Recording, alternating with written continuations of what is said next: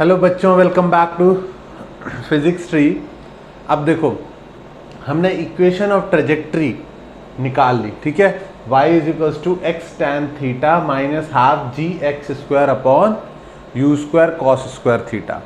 अब इसकी ना एक अल्टरनेट फॉर्म भी होती है, अल्टरनेट फॉर्म जो ऐसी नहीं दिखती है, ठीक है। जो कैसी दिखती है मैं आपको समझाने की कोशिश करता हूं। देखो, अगर इस इक्वेशन में इसको मैं sine theta upon cos theta लिख दूं, टैन थीटा को क्या लिख दिया, sine theta upon cos theta. और अब क्या करूंगा, मैं इस पूरी इक्वेशन में से cos theta sine theta common निकाल लूंगा। तो तुम बोलोगे सर इधर तो साइन थीटा है ही नहीं, तो तुम ऐसे मान लो कि ऊपर नीचे साइन थीटा से मल्टीप्लाई करके फिर मैं sine theta by cos theta common निकाल सकता हूं।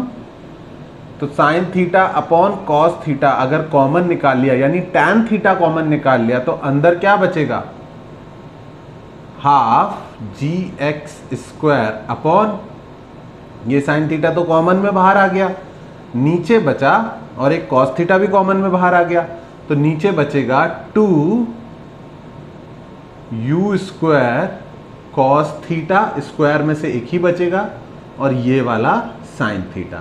रिमेंबर, ऊपर वाला साइन थीटा मैंने बाहर निकाल लिया है। अब बच्चों ध्यान से देखो, तो ये 2 साइन थीटा कॉस थीटा बन गया। इसको हम क्या लिख सकते हैं, बाहर वाले साइन थीटा अपन कॉस थीटा को तो टैन थीटा लिख देंगे, और अंदर हो जाएगा g upon u square, 2 sine theta cos theta को क्या लिख सकते हैं, साइन 2 थीटा। तो अगर तुम ध्यान से देखो तो ये रेंज का उल्टा लिखा हुआ है। बच्चों रेंज का फॉर्मूला क्या आया था, रेंज का फॉर्मूला था U square sine 2 theta by G. तो ये डॉट रेंज का इनवर्स लिखा हुआ है, तो दूसरी इक्वेशन, इसकी दूसरी फॉर्म ये भी चल जाएगी, टैन थीटा ब्रैकेट में x minus x square by R. Further इसमें से x भी कॉमन निकाल लो तो इक्वेशन ऑफ ट्रेजेक्ट्री की एक नई फॉर्म आ जाएगी हमारे पास, जो कि होगी y is equals to x tan theta 1 minus x by R. तो कभी कोई इक्वेशन ऑफ ट्रेजेक्ट्री में उसकी जगह ये लिख दे तो आप बिल्कुल भी कंफ्यूज मत होना कि ये कोई नई चीज आ गई। अगर इसमें रेंज की वैल्यू पुट कर दोगे तो you will have the same equation back. ये दोनों इक्वेशन सेम है, बस दिखने में ये थोड़ी अलग लगती है। ओके, अब ये मैं क्यों बता रहा हूं, सोचो कोई क्वेश्चन आए, एग्जाम्पल 2 लेते हैं हम ट्रेजेक्ट्री पर, और उसमें आपको इक्वेशन ऑफ ट्रेजेक्ट्री कुछ ऐसी गिवन हो, y is equals to x bracket में 1 माइनस एक्स बाई 50।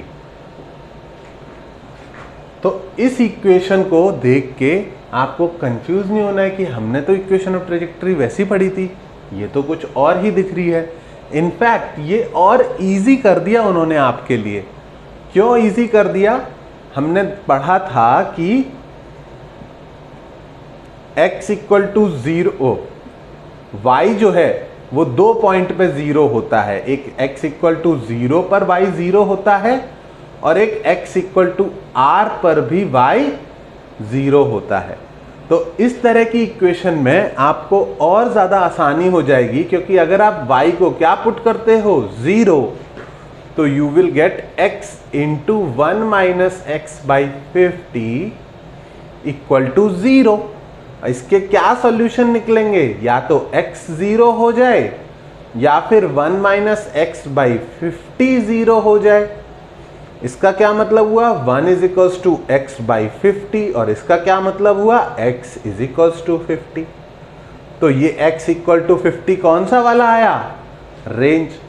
तो बच्चों आपको ऐसा नहीं बोल रहा हूं कि वो भी याद रखना है ये भी याद रखना है, मैं तो ये बोल रहा हूं कि दोनों ही याद नहीं रखने हैं। ओके, डिराइव करना आना चाहिए आपको, उतना मैथ सीखना चाहिए, लेकिन याद रखने की जरूरत नहीं है। क्यों नहीं जरूरत है? क्योंकि जब भी इक्वेशन ऑफ ट्रेजेक्ट्री आए और आपसे रेंज पूछा जाए तो आपको फट से क्या करना है, y को 0 पुट करना है। जैसे ही आप y को 0 पुट करोगे, x की जो वैल्यू आएगी वो क्या होगी, रेंज के इक्वल होगी। आई बात समझ में? तो कई बार लोग कंफ्यूज हो जाते हैं कि हमने तो इक्वेशन ऑफ ट्रेजेक्ट्री ऐसी वाली पढ़ी थी और हमारे क्वेश्चन में या बुक में या हमारे सर ने इक्वेशन ऑफ ट्रेजेक्ट्री ये वाली दे दी। तो ये दोनों इक्वेशंस एकदम सेम है। इसको फटाफट पॉज करके नोट डाउन कर लो कि इक्वेशन ऑफ ट्रेजेक्ट्री की दो फॉर्म होती है, एक वो और एक ये, और दोनों आपको क्रिस्टल क्लियर होनी चाहिए। ठीक है, मैं वीडियो को रोक नहीं रहा हूं, आप फटाफट कॉपी कर लो इसको और उसके बाद ये वाला एग्जाम्पल नोट डाउन कर लो। इसके बाद हम ये देखेंगे कि नीट में, पहले हमने नीट और सीबीएसई लेवल कवर करना है, फिर मेंस लेवल पे जाएंगे। लेकिन इक्वेशन ऑफ ट्रेजेक्ट्री में दोनों में ही काफी सिंपल क्वेश्चन आते हैं, पहले भी आ चुके हैं। तो इसके बाद हम नीट और जेईई के क्वेश्चन सॉल्व करेंगे जो अब तक हमने प्रोजेक्टाइल पढ़ा है उस पर बेस्ड है। ओके, तो फटाफट इसको नोट डाउन करो, मैं आगे बढ़ता हूं। ओके बच्चों, लिख लिया होगा आपने पॉज करके। अब let's move forward and solve a few questions.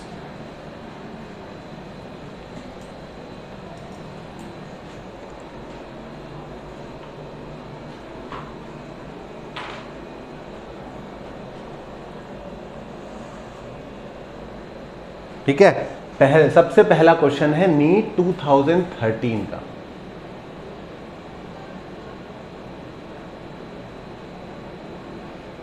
ठीक है, नीट 2013 में एक क्वेश्चन आया था, the velocity of a projectile at initial point is, मतलब इनिशियल वेलोसिटी गिवन थी 2i cap plus 3j cap metre पर second. Okay, the velocity of a projectile at initial point is this, its velocity at the final point is, तो initial point पर velocity दी हुई है लेकिन u की value नहीं दी, उन्होंने क्या दे दिए है, उसका x कंपोनेंट कितना है 2 मीटर पर सेकेंड और उसका y कंपोनेंट कितना है 3 मीटर पर सेकेंड।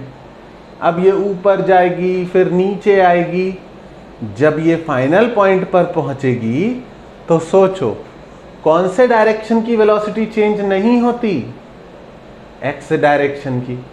तो फाइनल वेलोसिटी का भी एक्स कंपोनेंट कितना होगा 2 मीटर पर सेकेंड। और जो इसको ऊपर फेंका था तो ऊपर वाला मोशन कैसे होता है, 3 से 2, 2 से 1, 1 से 0 और फिर वापस 1, -2 और जब बॉल लौट के आएगी तो वर्टिकल डायरेक्शन की वेलोसिटी किस तरफ होगी, नीचे की तरफ। और कितनी होगी, जब हम बॉल को ऊपर फेंकते हैं तो जितनी स्पीड से फेंकते हैं उतनी से ही नीचे आती है। तो स्पीड 3 मीटर पर सेकेंड ही होगी पर डायरेक्शन कैसी हो गई, उल्टी हो गई। तो फाइनल वेलोसिटी वेक्टर अगर कोई लिखने को बोले, इनिशियल वेलोसिटी वेक्टर तो गिवन था, अगर फाइनल वेलोसिटी वेक्टर कोई लिखने को बोले तो क्या लिखना है, v vector is equals to 2i cap minus 3j cap metre पर सेकेंड। माइनस क्यों लगाया, आप समझ सकते हो कि डाउनवर्ड डायरेक्शन को हम नेगेटिव लेते हैं। आई बात समझ में? फटाफट नोट डाउन करो इसको। नीट 2013 का था ये क्वेश्चन। और क्वेश्चन देखता हूं मैं नीट के जो प्रोजेक्टाइल पे आए थे, ये सारे क्वेश्चन टॉपिक वाइज सॉर्टेड मेरी वेबसाइट thephysics3.com पर अवेलेबल हैं। You can go there and check these out. Okay, next question है नीट 2008 का। नीट 2008 का तो नीट 2008 में क्वेश्चन आया था, a particle of mass m मास का particle is projected with velocity v making an angle of 45 degrees. तो 45 degree पे v वेलोसिटी से एक पार्टिकल को थ्रो किया। इस बार इनिशियल वेलोसिटी u की जगह v दे दी, तो इसमें परेशान होने की कोई बात नहीं है। ये इसकी वेलोसिटी का मैग्नीट्यूड इनफैक्ट गिवन है v, okay, making an angle 45। When the particle lands on the level ground, तो फिर से लगभग वही कंसेप्ट है कि वापस से जब पार्टिकल ग्राउंड पे टकरा रहा है, तो अब हमको ऑलरेडी क्या पता है कि जितनी इसकी आगे की तरफ वेलोसिटी थी, कितनी थी, v cos 45 यानी v/√2। यहां पर भी आगे की तरफ सेम वेलोसिटी ही रहेगी यानी v cos 45, ठीक है। और कुछ वेलोसिटी इसकी ऊपर की तरफ थी, वो कितनी थी, v sin 45। तो ऊपर की वेलोसिटी का क्या डिसाइड किया था हमने कि ऊपर कम होती जाती है, फिर जीरो हो जाती है, फिर सेम स्पीड नीचे की तरफ हो जाती है। जब ये टकराएगा तो सेम स्पीड होगी यानी v sin 45 होगी, लेकिन किस तरफ होगी, नीचे की तरफ होगी। तो इनिशियल वेलोसिटी वेक्टर को एक नाम देना पड़ेगा, क्योंकि स्पीड तो v और v दोनों जगह सेम आएगी, ओके, लेकिन वेलोसिटी वेक्टर को नाम देना पड़ेगा। तो इस बार मैं इनिशियल वेलोसिटी वेक्टर को बोल रहा हूं v1 वेक्टर, और फाइनल वेलोसिटी वेक्टर को बोल रहा हूं v2 वेक्टर। uv नहीं बोल सकते क्योंकि v ऑलरेडी क्वेश्चन में गिवन है, ओके। तो initial velocity vector v1 vector हुआ v cos 45 i cap plus v sin 45 j cap, okay. और फाइनल वेलोसिटी वेक्टर क्या लिखोगे तुम, खुद से सोचना मेरे लिखने से पहले। v cos 45 i कैप तो ठीक है, लेकिन फाइनल वेलोसिटी डाउनवर्ड डायरेक्शन में है तो minus v sin 45 j cap. इतना उन्होंने क्वेश्चन में बोला हुआ था कि पहले 45 डिग्री पे थ्रो किया, और जब ग्राउंड पे ये टकरा रहा है उस टाइम पर पूछा है when the particle lands on the level ground, जब वो लेवल ग्राउंड पे टकराता है, calculate the magnitude of change in momentum. क्या कैलकुलेट करना था, चेंज इन मोमेंटम। तो आई थिंक तुमको चेंज इन मोमेंटम कैलकुलेट करना आता है। मोमेंटम क्या होता है बच्चों, मोमेंटम होता है मास इनटू वेलोसिटी। तो चेंज इन मोमेंटम क्या होगा, चेंज को डेल्टा से रिप्रेजेंट करते हैं, और वो होगा final momentum minus initial momentum. Final momentum is m into v2 vector minus initial momentum is m into v1 vector. कौन सी डायरेक्शन में चेंज होगा मोमेंटम, सिर्फ y डायरेक्शन में। क्यों, क्योंकि x डायरेक्शन की तो वेलोसिटी v cos 45 सेम ही, x direction में तो डायरेक्शन भी चेंज नहीं हुआ, y डायरेक्शन में डायरेक्शन चेंज हुआ। हम क्या कर सकते हैं, हम दोनों कंपोनेंट ऑलरेडी लिख के बैठे हैं, तो m into v2 vector minus v1 vector.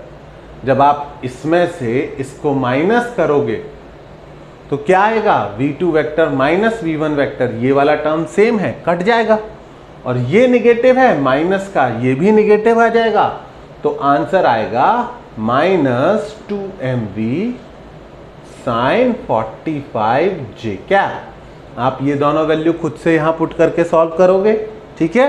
मैंने डायरेक्टली लिख दिया आंसर। आंसर कितना आया, minus 2mv into 1/√2 j cap, that is minus √2mv j cap. अगर पूरा आंसर पूछते चेंज इन मोमेंटम तो हम यही आंसर करते, लेकिन उन्होंने क्या पूछा था, they asked change in momentum का मैग्नीट्यूड। तो मैग्नीट्यूड कितना होगा, सिर्फ इसकी value √2mv। Is that clear. तो नीट में तुम देखोगे कि किस पर ज्यादा क्वेश्चन पूछ रहे हैं, और भी क्वेश्चन देखेंगे अभी हम, कि वेलोसिटी कैसे चेंज होती है। They really like to ask this question कि वेलोसिटी कैसे चेंज होती है, जबकि ज़्यादातर लोग सोचते हैं कि हम रेंज, टाइम पीरियड और मैक्सिमम हाइट के फॉर्मूले याद करके जाएंगे तो अच्छा होगा। वो सब पता होना चाहिए, लेकिन वो इतना बेसिक्स में काउंट होता है कि उस पर अब क्वेश्चन कम आते हैं। ठीक है, चलो एक और क्वेश्चन दिखाता हूं।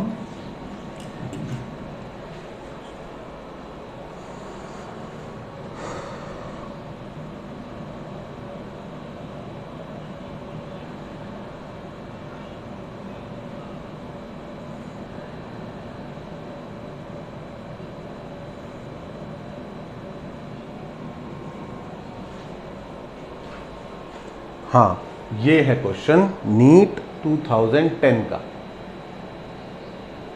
ओके, नीट 2010 का क्वेश्चन है, a particle is fired with initial velocity 3i cap plus 4j cap. एक पार्टिकल की इनिशियल वेलोसिटी है 3i cap plus 4j cap and acceleration है 0.4i cap plus 0.3j cap. Its velocity after 10 seconds is.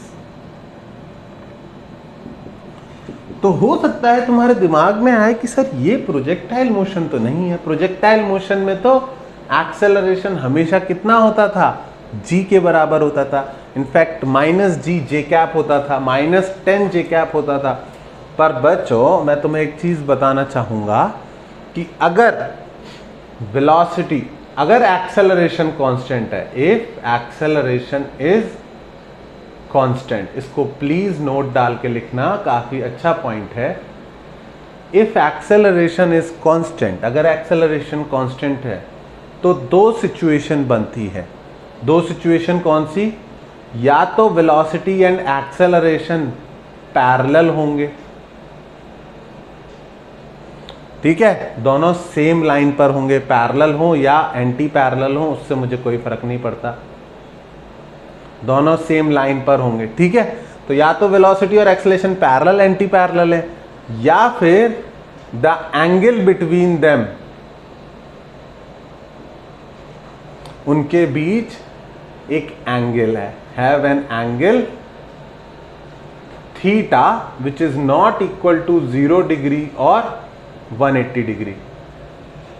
या तो velocity और acceleration parallel है, या फिर वेलोसिटी और एक्सेलरेशन पैरेलल या एंटी पैरेलल नहीं है।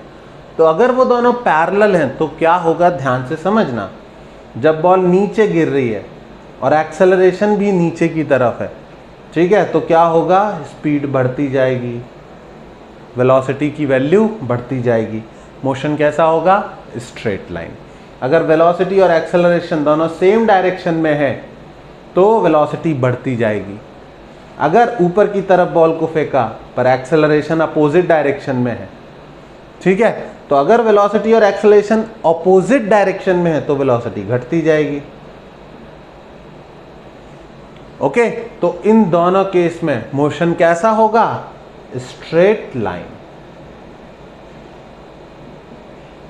अगर वेलोसिटी और एक्सेलरेशन सेम लाइन पर है और एक्सेलरेशन कैसा है, कांस्टेंट, तो मोशन हमेशा कैसा होगा, स्ट्रेट लाइन।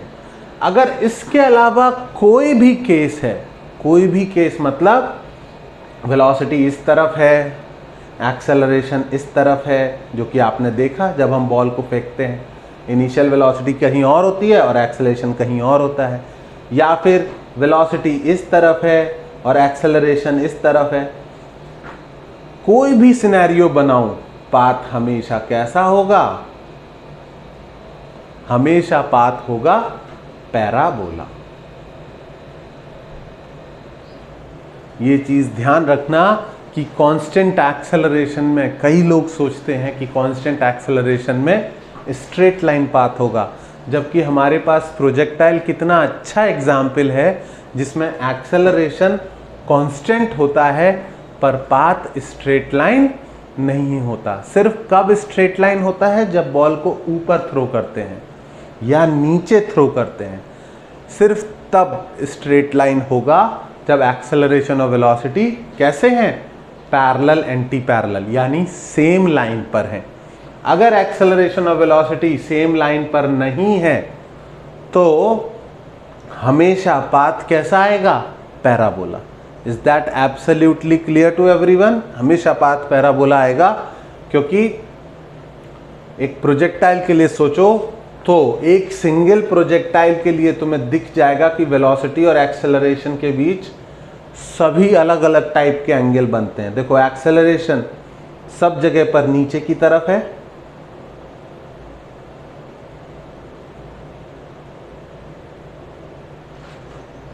एक्सेलरेशन सब जगह पर नीचे की तरफ है, और वेलोसिटी का हर जगह अलग अलग एंगल बनेगा। बनेगा नहीं बनेगा? यहाँ पर ऑब्ट्यूस एंगल बना 90 से बड़ा, यहाँ पर एक्यूट एंगल बनेगा 90 से छोटा। पर सभी केसेस में प्रोजेक्टाइल से ये प्रूव होता है कि प्रोजेक्टाइल की शेप से ये प्रूव होता है कि अगर एक्सेलरेशन कांस्टेंट है तो किसी भी एंगल पर बॉल को फेंको, सिर्फ एक के अलावा, ऊपर के अलावा या नीचे के अलावा, किसी भी एंगल पर बॉल को फेंको, हमेशा पाथ कैसा रहेगा, पैराबोला। इसको तुम्हें एज अ नोट लिखना चाहिए और याद भी रखना चाहिए। एग्जाम्पल बहुत इजी है, motion under gravity straight line होगा और प्रोजेक्टाइल मोशन पैराबोला होगा। बाकी अगर हम एक्सेलरेशन की वैल्यू चेंज भी कर दें, एक्सेलरेशन की वैल्यू चेंज भी कर दें, लेकिन एज लॉन्ग एज वेलोसिटी और एक्सेलरेशन पैरेलल नहीं है, वो पाथ हमेशा कैसा आएगा, parabola. Is that clear? Good thing is कि इस क्वेश्चन में ऐसा नहीं पूछा था कि पाथ कैसा होगा, लेकिन अगर यहां तक जा सकते हैं तो एक स्टेप बढ़ के कल को ये भी पूछ सकते हैं कि इस केस में पाथ कैसा आएगा। तुम देखोगे तो तुम्हें हो सकता है लगे कि ये तो बड़े सिमिलर जैसे हैं, 3, 4, 0.4, 0.3, पर ये दोनों वेक्टर्स पैरेलल नहीं हैं।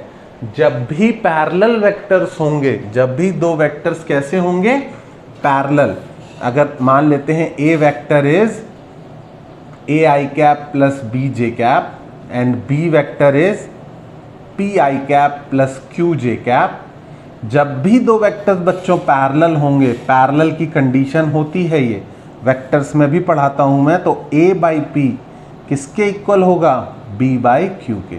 इनके रेशियो सेम आएंगे। ओके, पैरेलल वेक्टर्स के कोएफिशिएंट के रेशियो हमेशा सेम आएंगे, आई कैप जे कैप के कैप के। Is that clear? तो यहां पर अगर आप देखोगे तो इनके रेशियो सेम नहीं है। ये है 3/0.4 जबकि ये है 4/0.3।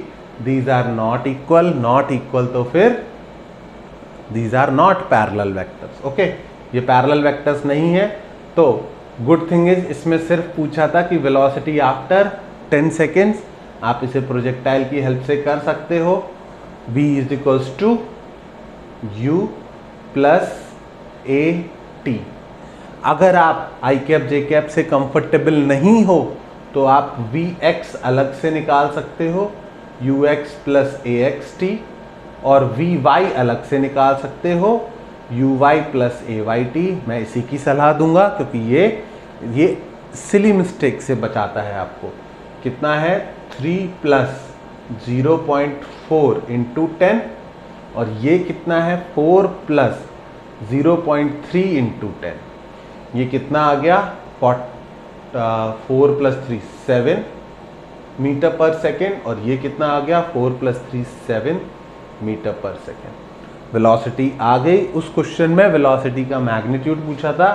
वेलोसिटी वेक्टर आया है 7 आई कैप प्लस 7 जे कैप, और वेलोसिटी का मैग्नीट्यूड आएगा अंडर रूट 49 प्लस 49, जो कि हो जाएगा 7√2 मीटर पर सेकेंड। आई बात समझ में? फटाफट नोट डाउन करो बच्चों इसको भी।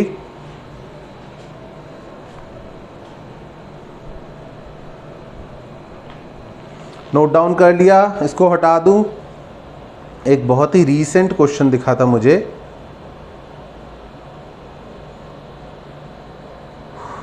ओके, इसको हटा दूं।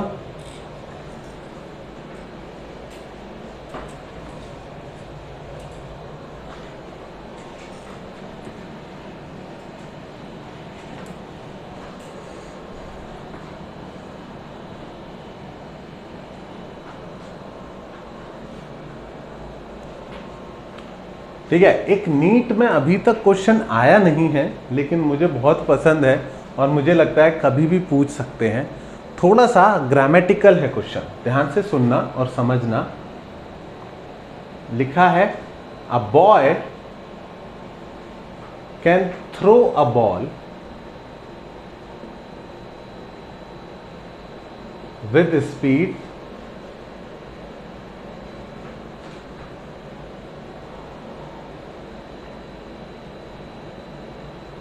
a boy can throw a ball up to a distance, a maximum distance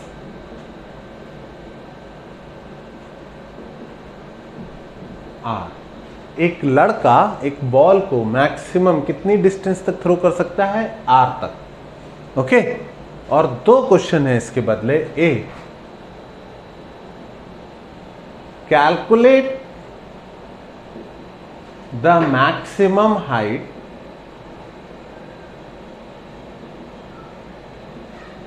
to which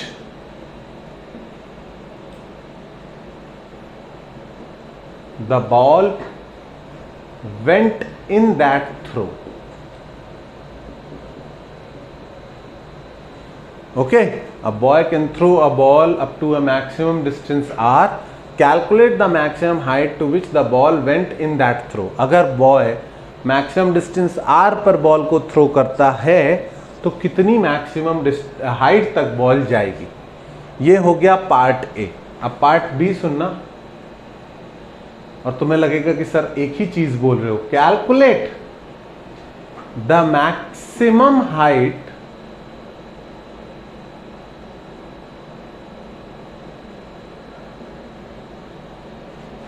to which the boy can throw the ball। हम क्वेश्चन सॉल्व करना जरूरी नहीं है, तुम में से कई लोग सॉल्व कर देंगे एक पार्ट, कई लोग दूसरा part. The important thing is to understand कि ये दोनों क्वेश्चन सेम है या नहीं है।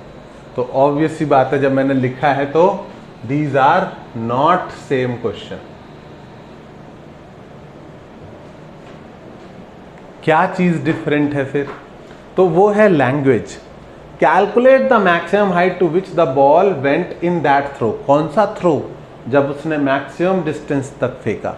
तो पहले क्वेश्चन में दे हैव टोल्ड यू कि लड़के ने मैक्सिमम रेंज तक बॉल फेंकी। हम पहले डिस्कस कर चुके हैं कि मैक्सिमम रेंज पर कब जाती है बॉल? जब 45 डिग्री पर थ्रो करें।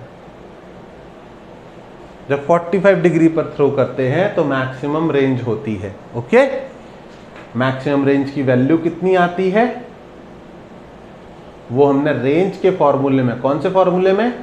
u square sine two theta by G में थीटा को 45 डिग्री डाला था, तो u square sine 2 into 45 degree by G. Okay, तो ये कितना हो जाएगा? u square sine 90 degree by G. ये कितना हो जाएगा? u square by G. तो लड़के ने किस रेंज, कितनी डिस्टेंस पे फेंका है? u square by G. u square by G की वैल्यू क्वेश्चन में कितनी गिवन है? r। तो इस डिस्टेंस पर फेंका, r डिस्टेंस पर। r क्या है? r मैक्सिमम है। ठीक है, r is the maximum distance जिस तक वो फेंक सकता है। और इस केस में पूछा है कि बताइए इस थ्रो में मैक्सिमम हाइट कितनी होगी। तो बच्चों मैक्सिमम हाइट कितनी होती है? मैक्सिमम हाइट होती है u square sine square theta by 2g। तो वो हो जाएगी u स्क्वायर साइन स्क्वायर 45। बच्चों साइन 45 होता है 1/√2, उसका स्क्वायर हो जाएगा 1/2। तो ये आया u square into 1/2 upon 2g, यानी u स्क्वायर बाई 4g, यानी r/4। तो अगर कोई लड़का 100 मीटर तक बॉल फेंक सकता है, तो जब वो 100 मीटर पर बॉल फेंकेगा तो कितनी हाइट तक जाएगा? r/4 25 मीटर हाइट तक जाएगा। Is that clear to everyone? ये पार्ट आसान है, ठीक है, ये सबको खुद से हो जाना चाहिए था। बी पार्ट में लोग गलती कर जाते हैं और वो गलती बहुत ही सिली मिस्टेक होती है। बोला है calculate the maximum height to which the boy can throw the ball. Maximum वो किस हाइट तक बॉल फेंक सकता है। तो जब इस लड़के को बॉल मैक्सिमम हाइट तक फेंकनी है, उसका ऑब्जेक्टिव क्या है, अब मैक्सिमम हाइट तक बॉल जाए, तो क्या अभी भी वो 45 डिग्री पे बॉल फेंकेगा? अगर मैं तुमको बॉल पकड़ाऊं, बोलो मैक्सिमम रेंज पे फेंको, तो तुम 45 डिग्री पे फेंकोगे। अगर मैं तुमको बोलूं कि मैक्सिमम हाइट तक फेंको, तो क्या करोगे? 45 डिग्री पे नहीं फेंकोगे। कैसे फेंकोगे बॉल को? एकदम ऊपर की तरफ फेंकोगे। समझ में आया? तब जो हाइट रीच होगी वो r/4 से ज्यादा होगी। इस केस में तुम h max डैश लिख दूं इसको, क्योंकि दूसरे केस के लिए बात कर रहे हैं। तो इस केस में u square sine square 45 degree पे नहीं फेंकोगे बॉल, तो मैक्सिमम हाइट के लिए 90 डिग्री पे फेंकोगे। 90/2g, u square sine square थीटा/2g। तो u square into 1/2g, u square by G को क्या लिख सकते हैं? r, यहां से, और कितना आया? r/2। फिर से बोल रहा हूं, अगर तुम बॉल को 100 मीटर तक फेंक सकते हो मैक्सिमम, तो जब 100 मीटर पे फेंकोगे तो हाइट कितनी आएगी? 25 मीटर। जब तुम बॉल को ऊपर फेंकोगे तो कितनी हाइट तक जाएगा? 50 metre. Is that absolutely clear? तो आई होप ये क्वेश्चन आए, क्योंकि अभी तक नहीं पूछा गया है, पर कुछ बुकलेट्स में अवेलेबल है और मेरे हिसाब से बड़ा ही इजी लेकिन कंफ्यूजिंग क्वेश्चन है। और सेकेंड पार्ट इसका बहुत ही अच्छा क्वेश्चन आ सकता है। इसको फटाफट नोट डाउन करो बच्चों, मैं स्क्रीन दे रहा हूं आपको।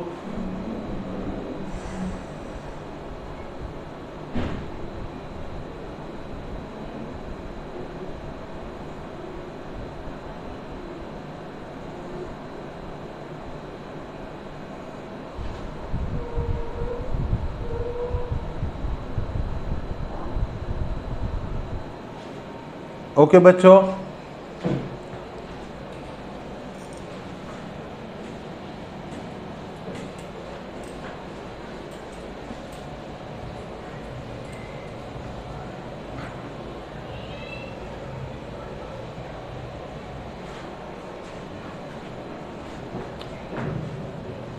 अब मुझे एक पर्टिकुलर टाइप ऑफ क्वेश्चन कराने हैं जो मेरे हमेशा से फेवरेट रहे। फेवरेट क्यों रहे हैं? क्योंकि ऐसे ही क्वेश्चन की तलाश में रहते हैं एग्जामिनर, जिनमें फॉर्मूले ना लग पाए पर बच्चों को सोचना पड़ जाए। तो अगले क्वेश्चन में मैं एक बॉल को थ्रो तो करूंगा, लेकिन उसका प्रोजेक्टाइल कंप्लीट नहीं होने दूंगा। क्या करूंगा? रास्ते में एक दीवार खड़ी कर दूंगा। तो ये रही हमारी वॉल। ओके, रास्ते में एक दीवार खड़ी कर दी और बॉल को फेंका था कितनी स्पीड से? इनिशियल स्पीड दे दी है, let's say u is equals to 50 metre पर सेकेंड, और एंगल कुछ अच्छा दे देता हूं। अच्छे से मतलब है 53 डिग्रीज। क्यों है ये अच्छा? इसमें रूट के टर्म्स नहीं आते। ठीक है, आप सबने वैल्यू याद करनी है। साइन 53 कितना होता है? 4/5, और कॉस 53 कितना होता है? 3/5। ओके, तो इतनी स्पीड से बॉल फेंक दी और रास्ते में प्रोजेक्टाइल खत्म होने से पहले क्या लगा दी? एक दीवार लगा दी। तो लेट्स से इसकी दीवार की डिस्टेंस है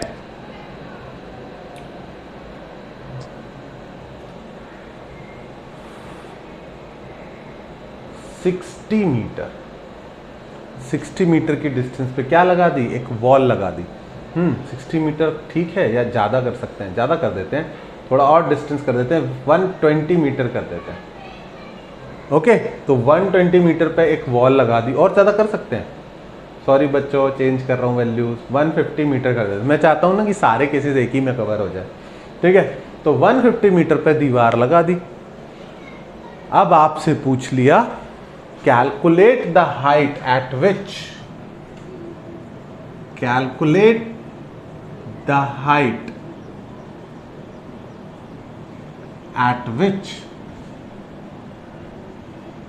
the ball hits the wall. हाँ, थोड़ा सिमिलर है, the ball hits the wall. Ball जो है दीवार को किस हाइट पे हिट करेगा।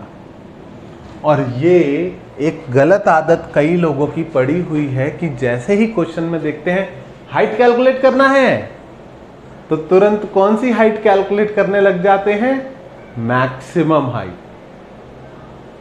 जबकि ऐसा कहीं नहीं लिखा क्वेश्चन में कि ये मैक्सिमम हाइट पर जब होगा तब दीवार से टकरा रहा है। इस चीज को समझना बच्चों। लेट्स से ये दीवार है और ये मैं प्रोजेक्टाइल थ्रो कर रहा हूं, तो हो सकता है ये मैक्सिमम हाइट पे टकराए, हो सकता है ये मैक्सिमम हाइट जल्दी अटेन कर ले और नीचे आते हुए टकराए, हो सकता है ये ऊपर जाते हुए टकराए और अभी अटेन ही ना कर पाए अपनी मैक्सिमम हाइट। तो बच्चों बहुत सारे केसेस पॉसिबल हैं, तो पहले से अपने दिमाग में ये मत मानो कि ये मैक्सिमम हाइट पर ही टकराएगा। हो सकता है मैक्सिमम हाइट पर टकराए, अगर वो केस रहा तो आंसर आसानी से आ जाएगा, लेकिन ज़रूरी नहीं है कि वो ही केस हो। तो मैं चाहूँगा कि आप इसको सॉल्व करो, खुद से ट्राई करो कि क्या आप इस मोशन को दो पार्ट्स में ब्रेक कर पा रहे हो। क्या आप एक्स डायरेक्शन की वेलोसिटी, वाई डायरेक्शन की वेलोसिटी, एक्स डायरेक्शन का एक्सेलरेशन, वाई डायरेक्शन का एक्सेलरेशन खुद से डिसाइड कर पा रहे हो। क्योंकि अब हमने बहुत सारे क्वेश्चंस में वो काम कर लिया। अगर आप अभी भी कंफर्टेबल नहीं हो तो आपको वीडियो दोबारा से देखना चाहिए। कौन सा वाला? पिछला वाला वीडियो। पिछला वीडियो दोबारा से देखो। ऐसा नहीं है कि हर बार नए क्वेश्चंस करोगे तभी सीखोगे। पुराने क्वेश्चंस को भी कॉन्फिडेंटली ठीक से करोगे ना तो भी आपको समझ में आएगा कि कैसे करते हैं। एज अ स्टूडेंट मेरी फिजिक्स इसलिए स्ट्रांग हुई थी क्योंकि मैं अपने पूरे हॉस्टल के डाउट्स बताता था, और पूरे हॉस्टल के डाउट्स बताने के चक्कर में एक ही क्वेश्चन 4 बार समझाना पड़ता था, 4 बार सॉल्व करना पड़ता था, 4 बार उसके ऊपर बहस होती थी। इसी चक्कर में फिजिक्स स्ट्रांग हुआ था। कभी भी मैंने बहुत huge amount of question solve नहीं किए, पर कुछ अच्छे क्वेश्चंस बार बार सॉल्व किए। तो तुम भी उस तरह की अगर स्ट्रैटेजी लगाओगे तो बहुत आसान रहेगा तुम्हारे लिए। एक्स वाई क्या करना है, कुछ इजी क्वेश्चंस बहुत अच्छे से सॉल्व करने हैं कि तुम उन्हें एक्सप्लेन कर सको टू समवन। तो एक्स डायरेक्शन में इनिशियल वेलोसिटी अब सबको याद हो गया है, कितना आता है, u cos थीटा। तो यहां पर कितना आएगा, 50 इंटू कॉस 53 कितना होता है, 3/5। तो एक्स डायरेक्शन की वेलोसिटी आ गई 30 मीटर पर सेकेंड। ओके, और वाई डायरेक्शन की वेलोसिटी u sin थीटा, यानी कि 50 इंटू साइन 53 कितना होता है, 4/5, तो 40 मीटर पर सेकेंड। तो इस बॉल को आगे की तरफ वेलोसिटी कितनी दी है, 30 मीटर पर सेकेंड। ऊपर की तरफ कितनी दी है, 40 मीटर पर सेकेंड। क्या ये चेंज होगी? हाँ, ये कम होती जाएगी, कम होती जाएगी, फिर 0 हो जाएगी, फिर नीचे आएगा। क्या ये चेंज होगा? नहीं, ये तो कभी चेंज नहीं होगा। तो हर सेकंड ये आगे कितना जाएगा, 30 मीटर पर सेकंड। तो अगर हर सेकंड में 30 मीटर आगे जा रहा है तो 150 मीटर कवर करने में कितने सेकंड लगेंगे? तो प्रोजेक्टाइल का क्वेश्चन ही नहीं रह गया। 1 सेकंड में 30 मीटर तो 5 सेकंड में 150 मीटर। समझ में आया? हमने प्रोजेक्टाइल यूज ही नहीं किया, कितने आसानी से हमने मोशन को 2 पार्ट्स में ब्रेक कर दिया और एक से हमने टाइम निकाल लिया। टाइम दोनों के लिए सेम रहता है, अलग अलग टाइम में एक्स वाई मोशन नहीं हो रहा, एक साथ दोनों एक्सिस में मोशन हो रहा है। तो टाइम दोनों के लिए सेम यूज हो रहा है, इधर से टाइम निकाल के इधर यूज कर सकते हैं। फिर से समझाऊं, हमें एक्स डायरेक्शन का एक्सेलरेशन पता है, वो हमेशा कितना होता है, 0, मतलब प्रोजेक्टाइल मोशन में 0 होता है। और हमें डिस्प्लेसमेंट इन एक्स डायरेक्शन निकालना आता है, कितना होगा, ut प्लस हाफ at², पर a तो 0 है तो ये टर्म तो बेकार है। अब इसका दीवार से आके जब ये टकराई तो x डायरेक्शन में डिस्प्लेसमेंट कितना हुआ, 150 मीटर। तो x डायरेक्शन के डिस्प्लेसमेंट की वैल्यू 150 पुट कर सकते हैं, वेलोसिटी 30 है, टाइम निकल जाएगा 5 सेकेंड। वो तो ओरली ही कर लिया था हमने कि 5 सेकेंड में आके टकराएगी, तो ये 5 सेकेंड में आके दीवार से टकराएगी। दूसरी चीज क्या, 5 सेकेंड में इसका वर्टिकल डायरेक्शन में डिस्प्लेसमेंट कितना होगा। तो कंफ्यूज मत होना कि सर पहले ऊपर जाएगी फिर शायद नीचे आएगी, इससे कोई फर्क नहीं पड़ता कि ऊपर गए नीचे आए, नीचे गए ऊपर गए, डिस्प्लेसमेंट सीधे सीधे इनिशियल और फाइनल पोजीशन के बीच होता है। इसका वाई डायरेक्शन में डिस्प्लेसमेंट हुआ इतना, ये हुआ वाई डायरेक्शन का डिस्प्लेसमेंट, और ये किसके बराबर है, ये है इस हाइट के बराबर जो मुझे कैलकुलेट करना था। आई बात समझ में। तो हमें क्या कैलकुलेट करना है, डिस्प्लेसमेंट इन वाई डायरेक्शन। उसके लिए क्या पता होना चाहिए, एक्सेलरेशन इन वाई डायरेक्शन, वो कितना होता है, हमेशा -10। Displacement in y direction ut plus half at², u कितना है 40, t कितना है 5, प्लस हाफ a कितना है -10, और t² कितना हो जाएगा 5 का स्क्वायर। तो ये आ जाएगा बच्चों 200 माइनस 125 यानी कि 75 मीटर। आई बात समझ में, ठीक है। किस तरीके से हमने प्रोजेक्टाइल के एक स्लाइटली कॉम्प्लिकेटेड केस को 2 पार्ट्स में ब्रेक करके आसानी से सॉल्व कर लिया। Is that absolutely clear to everyone, ठीक है। फटाफट बच्चों नोट डाउन करो, अगला क्वेश्चन तुमको करने का है, ठीक है। अच्छे से नोट डाउन करो, ठीक से लिखो, समझो, चाहो तो अभी के अभी दोबारा सॉल्व करो रफ में, ठीक है। ये समझ में आना चाहिए, तभी आप अगला क्वेश्चन अभी ट्राई आउट कर पाओगे।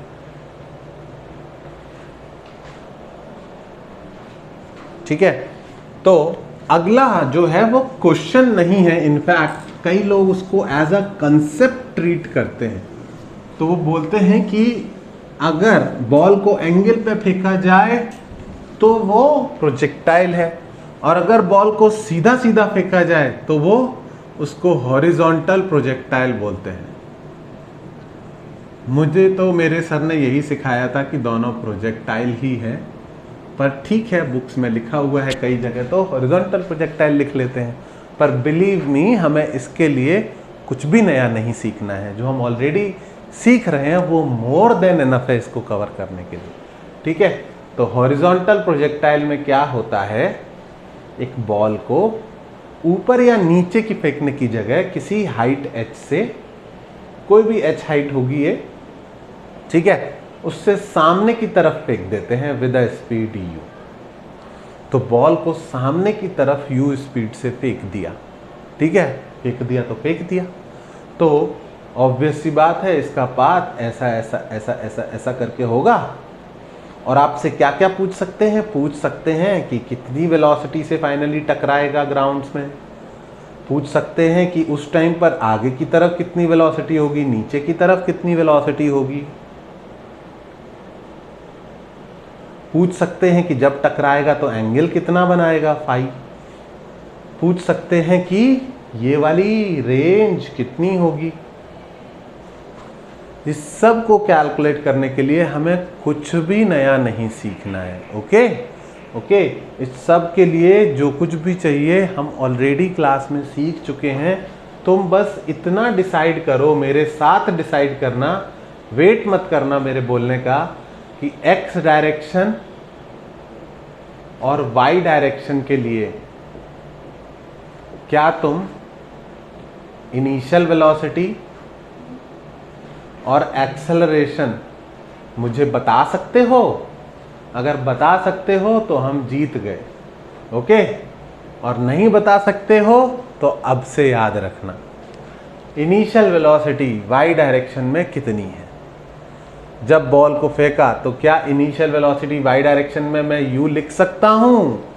तो बोलना ना सर, ये क्या कर रहे हो, ये डायरेक्शन तो x होती है, इसकी तो सारी की सारी वेलोसिटी x डायरेक्शन में है, y डायरेक्शन में तो आपने कोई वेलोसिटी ही नहीं दी, ये क्या कर रहे हो सर, ऐसा मत करो।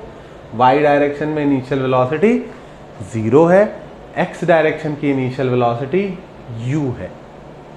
y डायरेक्शन में एक्सेलरेशन -g है, x डायरेक्शन में एक्सेलरेशन 0 है, ओके। नेक्स्ट पार्ट है कि क्वेश्चन में सिर्फ एक चीज गिवन है, एक्चुअली दो चीजें गिवन है कि हाइट कितनी है, कितनी हाइट से फेंका, और वेलोसिटी स्पीड इनिशियली कितनी है, ठीक है।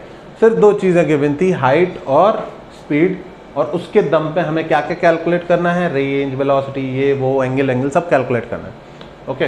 तो एज अ थ्योरी लिखा रहा हूँ ना, तो सारी चीज़ें कैलकुलेट कर देते हैं, फिर एग्जाम में जो भी आए तुम वो चीज़ कैलकुलेट कर लेना, ओके।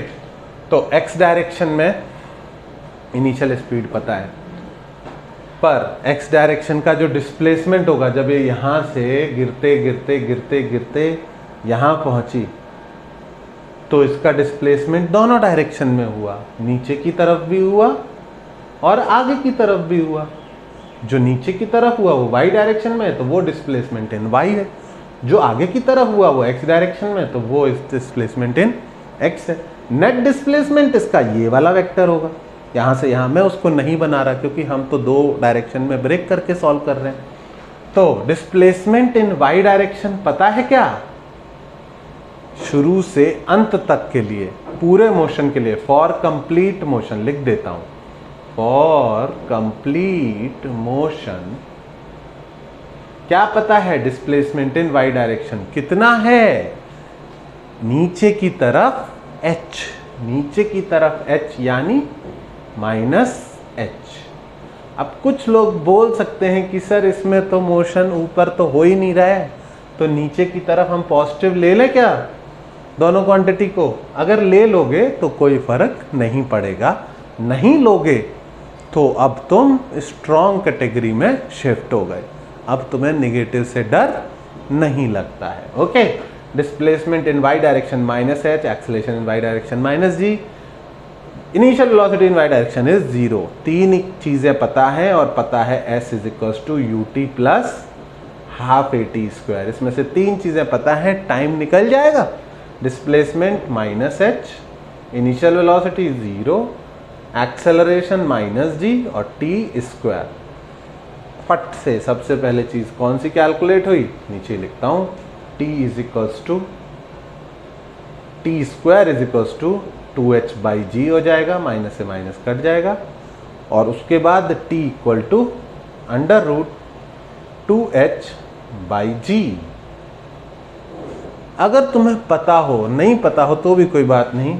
तो बच्चों, जब हम किसी बॉल को h हाइट से ड्रॉप करते हैं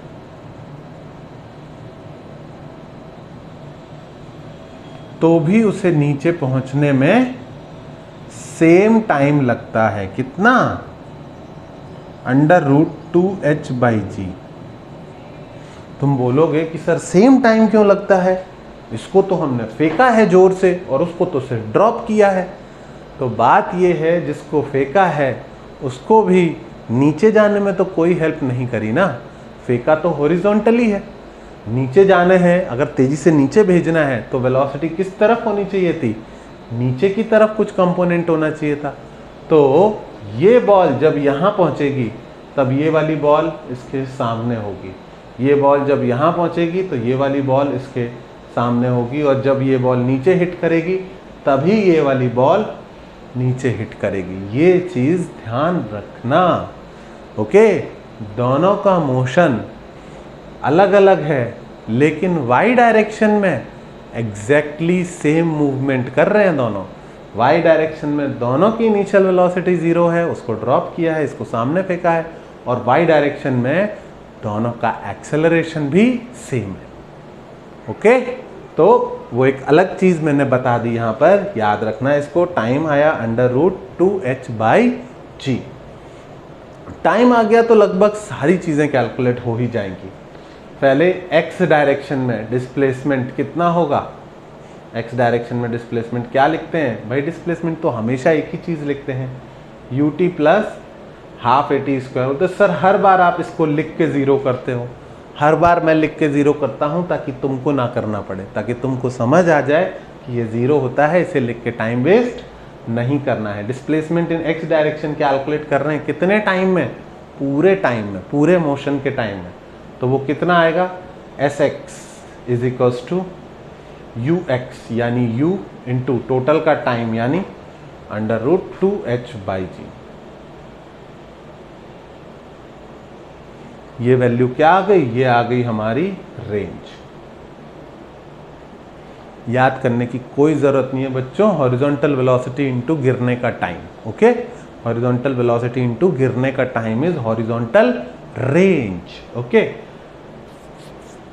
और क्या पार्ट बचे, अब तो सब चिंदी चोरी बची है। चिंदी चोरी मतलब x डायरेक्शन की वेलोसिटी कभी चेंज होती नहीं, तो वो तो किसके बराबर ही होगी। वैसे तो फॉर्मूला u + at है, पर जब एक्सेलरेशन ही 0 है तो x डायरेक्शन की वेलोसिटी कितनी रहेगी, u ही रहेगी। y डायरेक्शन की वेलोसिटी निकाल सकते हैं, कैसे निकाल सकते हैं, v = u + at। vy जो है वो कितना हो जाएगा, u है 0, एक्सेलरेशन है -g और टाइम है √2h/g। तो y डायरेक्शन की वेलोसिटी आ गई बच्चों g को अंदर ले जा रहे हैं तो वो स्क्वायर होके अंदर जाएगा, रूट के अंदर कोई चीज़ जाती है तो स्क्वायर हो जाती है, एक g से g² का एक g कट जाएगा, √2gh। x डायरेक्शन की वेलोसिटी मिल गई, y डायरेक्शन की वेलोसिटी भी मिल गई। ठीक है, अब अगर किसी ने ये वाला एंगल पूछा है या किसी ने नेट वेलोसिटी पूछी है तो क्या करेंगे, x डायरेक्शन की वेलोसिटी पता है, y डायरेक्शन की वेलोसिटी पता है, नेट वेलोसिटी होगी √vx² + vy² √u² + 2gh।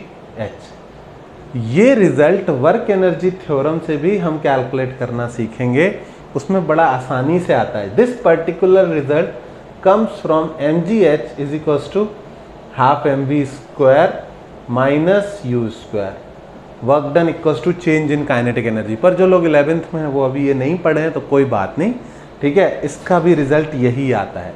तो अभी के लिए तुम ऐसे लिख लो, पर हम इस पर्टिकुलर आंसर के लिए, वेलोसिटी की नेट वैल्यू के लिए, हम इसको दूसरे मेथड से बाद में सीखेंगे। लेकिन अभी हमने कंपोनेंट निकालने सीखे दोनों, उसका क्या यूज़ है वो मैंने क्यों करवाया, क्योंकि हमें एक चीज़ और कैलकुलेट करनी थी जो हम भूले नहीं, मैं नहीं भूला, tan phi, ये वाला एंगल से भाई बच के। ओके, tan phi निकालना है। tan phi किसके बराबर होता है, परपेंडिकुलर अपॉन बेस। परपेंडिकुलर होगा vy और बेस होगा vx, यानी √2gh/u।